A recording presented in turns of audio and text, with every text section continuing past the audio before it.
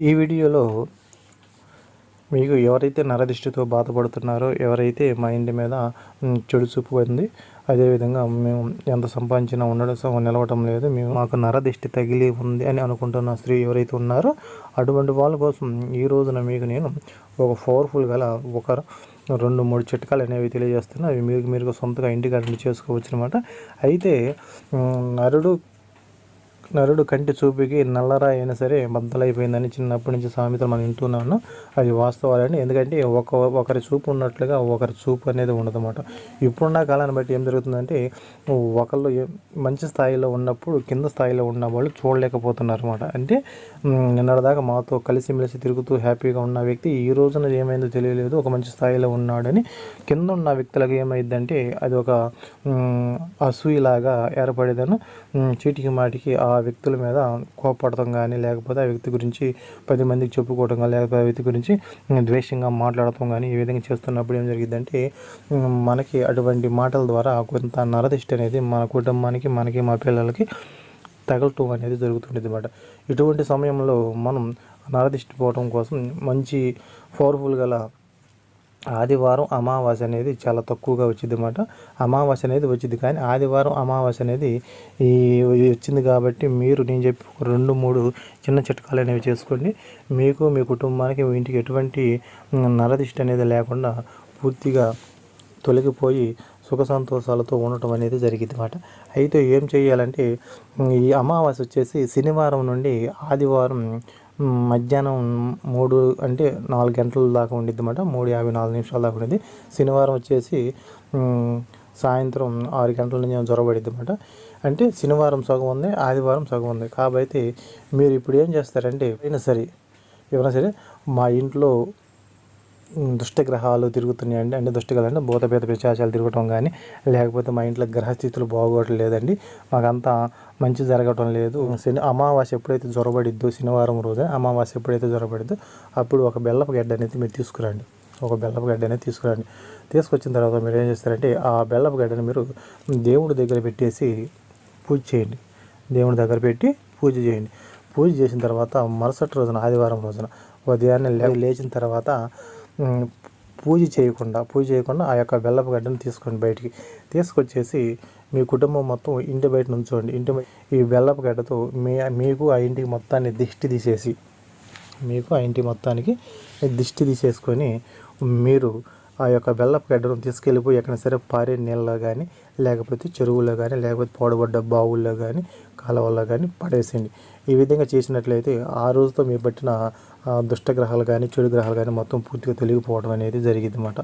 అది రెండవది వచ్చేసి, విపరీతమైన నరదిష్టి ఉందండి మాకు కానీ, మా వ్యాపారానికి కానీ, లేకపోతే మాది ఏదైనా మీ బిజినెస్ ఏదైనా సరే సంథింగ్ మీకు బాగా దిష్టి తగులుతున్నప్పుడు మీరు ఏం చేస్తారంటే, ఒక బూడిద గుమ్మడికాయ తెచ్చుకోండి. ఆ బూడిద గుమ్మడికాయ తెచ్చుకున్న తర్వాత మీరు అమావాస్య రోజున చేయాలన్నమాట. అమావాస్య ఏం చేస్తారు మీరు, ఆ బూడిద గుమ్మడికాయ అయితే మీరు ఇది నైట్ పూట చేసేది కాదు కాబట్టి ఆదివారం రోజు చేసుకోండి. బెల్లంతో చేసేది అయితే నైట్ పూట పెట్టేసి ఆదివారం ఉదయం తీసేసి ఇంటికి దిష్టి తీసి పారేసేస్తారు.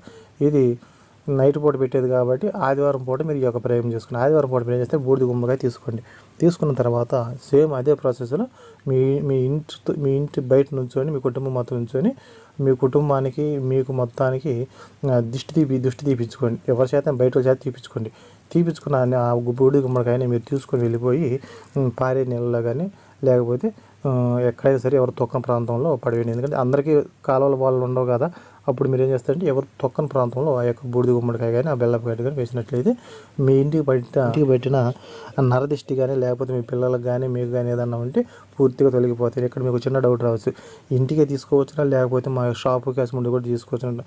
మీకు షాపుకి కూడా తీసుకోవచ్చునండి, మీకు ఎటువంటి ఇబ్బంది ఉండదన్నమాట. మీరు షాపుకి కానీ దేనికైనా తీసుకోవచ్చు. షాపుకి అయితే ఏదైనా సరే బిజినెస్ చేసుకున్న ఒక షాపు కానీ ఏదైనా సరే మీరు సాయంత్రం పూట క్లోజ్ చేసి వచ్చేటప్పుడు బయటకు వచ్చిన తర్వాత ఒక ప్లేట్లో కానీ, లేకపోతే మట్టి ప్రమిదలో కానీ కర్పూరం వేసేసి మీరు దిష్టి తీసేసి ఆ కర్పూరాన్ని కింద పడేసిరండి. ఈ విధంగా మీరు ప్రతిరోజు చేసుకున్నట్లయితే ఆ రోజుతోటి ఆ యొక్క నరదిష్టి అనేది పక్కకి వెళ్ళిపోవడం అని జరిగింది అన్నమాట. ఇంకెట్లా కాదు, అసలు మా ఇంటికి శాశ్వతంగా తగలకుండా ఉండాలంటే మీరు ఒక ఎర్రని వస్త్రం తీసుకోండి, తెల్ల పట్టిక తీసుకోండి. ఆ పట్టిక తీసుకున్న తర్వాత దానిలో మీరు నవధాన్యాలు పోయండి. నవధాన్యాలు వేసేసి దాని మీద పసుపు కుంకుమ వేసేయండి. పసుపు కుంకుమ వేసేసి ఈ మొత్తం ఒక ఎర్రని వస్త్రంలో వేయాలన్నమాట. ముందు కింద ఒక ఎర్రని వస్త్రం పరచండి. పరిచిన తర్వాత దాంట్లో తెల్ల పటికేయండి. పటికేసిన తర్వాత దాని మీద ఏం చేస్తారు, నవధాన్యాలు పోయండి. నవధాన్యాలు పోసేసి దాని మీద పసుపు కుంకుమ వేయండి. పసుపు కుంకుమ వేసేసి ఇప్పుడు ఏం చేస్తారు, దాన్ని ఒక ఎర్రని వస్త్రంలో ఒక మూటలాగా కట్టుకోండి. మూటలా కట్టుకొని మీ ఇంటికి కానీ మీ కొట్టుకు కానీ మీ బిజినెస్ ఎక్కడైనా సరే దీన్ని కానీ పెట్టుకున్నట్లయితే ఎటువంటి నరదిష్టి అయినా సరే ఆ మూట వైపు చూసి తగిలి వెనక రావటం జరిగింది అన్నమాట. ఈ విధంగా మీరు చేసినట్లయితే మీకు మీ ఇంటికి కానీ మీ వ్యాపారానికి కానీ దేనికైనా సరే ఆ నరదిష్టి అనేది పోవటం జరిగింది. ఎందుకంటే నరఘోష అనేది ఇప్పుడున్న కాలాన్ని బట్టి నరఘోష అనేది ప్రతి ఒక్క వ్యక్తుల మీద, వాళ్ళు చేసే బిజినెస్ల మీద, ఇంటి మీద ఎక్కువ ప్రభావం చూపుతుంది. ఎందుకంటే చాలామంది మాకు నరదిష్టి ఉందని చాలామంది అంటున్నారు అన్నమాట. మాకు డబ్బు నిలబడటం లేదండి, ఎంత సంపాదించినా అంటున్నారు. చిన్న చిన్న ప్రక్రియలు మీరే చేసుకున్నట్లయితే మీకు ఎటువంటి ఇబ్బంది అయితే ఉండదన్నమాట. ధన సమస్యల్లో, రుణ సమస్యలు ఎవరైతే బాగా బాధపడుతున్నారని మనం ఒక కుబేర్ కార్డు అనేది తయారు చేయడం జరిగిందండి.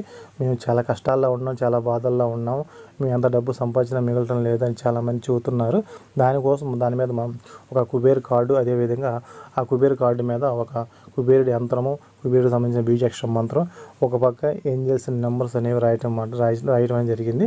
మీరు ఆ యొక్క కార్డుని తీసుకొని మీ పర్సులో కానీ మీ ధనం ఎక్కడైతే పెట్టుకుంటారో అక్కడ పెట్టుకున్నట్లయితే మీకు ధనం అనేది క్రమేణా మీకు అభివృద్ధి చెందిద్ది అన్నమాట. అంటే ఒక్కసారిగా మీరు కార్డు తీసుకోగానే లక్షలు వచ్చి కురుస్తాయని నేను చెప్పను. ఎందుకంటే దేనికైనా ఒక టైం ఉండిద్ది. దీని ప్రభావం అనేది మీ కుటుంబం మీద చూపించి మీకు ధన రాబడి అనేది జరిగిద్ది అన్నమాట. మీకు మంచి మార్గాల ద్వారా ధనం అనేది ఏదో ఒక రూపంలో మీకు, అంటే ఏదో ఒక రూపంలో ఒక రూపాయి వచ్చే మార్గాన్ని మీకు ధనం అనేది చూపించింది అన్నమాట. అటువంటి పవర్ఫుల్గా ఒక కుబేర్ కార్డు అనేది తయారు చేయడం జరిగింది. ఇప్పటికే చాలామంది తీసుకున్నారు, వాళ్ళ అడ్రస్కి పంపించడం జరిగింది. ఎవరైనా సరే ఒకవేళ మీకు కుబేర్ కార్డు రాలేదని బాధపడుతూ ఉంటే మీరు బాధపడిన అవసరం లేదు. ఒకవేళ రాకపోతే మళ్ళీ కార్డు పంపిస్తాను, లేదు అటు కూడా కుదరలేదంటే మీ డబ్బులు మీకు పంపించడం జరిగిద్దండి. ఎవరు కూడా బాధపడిన అవసరం లేదు. మీరే నాకు వృధాగా నేను తీసుకున్నమాట. కాబట్టి ఎవరైనా సరే కార్డు కావాలనుకుంటున్న వాళ్ళు ఇక్కడ నెంబర్ ఇస్తాను.